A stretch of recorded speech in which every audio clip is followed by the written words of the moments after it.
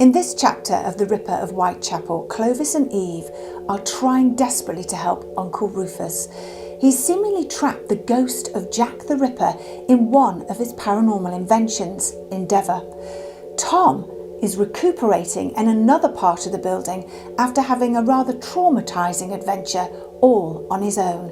We join them now as they're desperately trying to help Uncle Rufus and get out of the building and away from the ghost of Jack the Ripper as quickly as possible. Slowly, Eve and Clovis turned towards Endeavour and with horror saw the shadowy outline of a tall, ghostly figure through the smoke.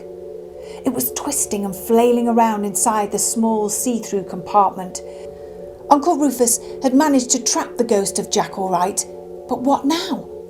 "Oh my God," whispered Clovis. "It's him! Jack the Ripper! He's here!" Eve screamed. The shock of seeing his ghost was unreal, unfathomable. Clovis watched through the panel as the demonic spirit pressed his translucent face up against the partition wall.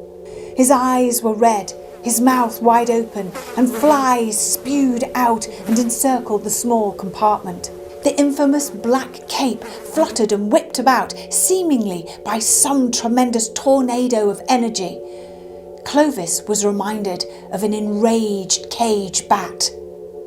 Jack began to pound on the compartment wall with balled up, gloved fists.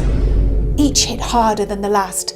Then, like a deranged creature, he began to smash his head into the glass-like panel, all the while never taking his red eyes off Eve.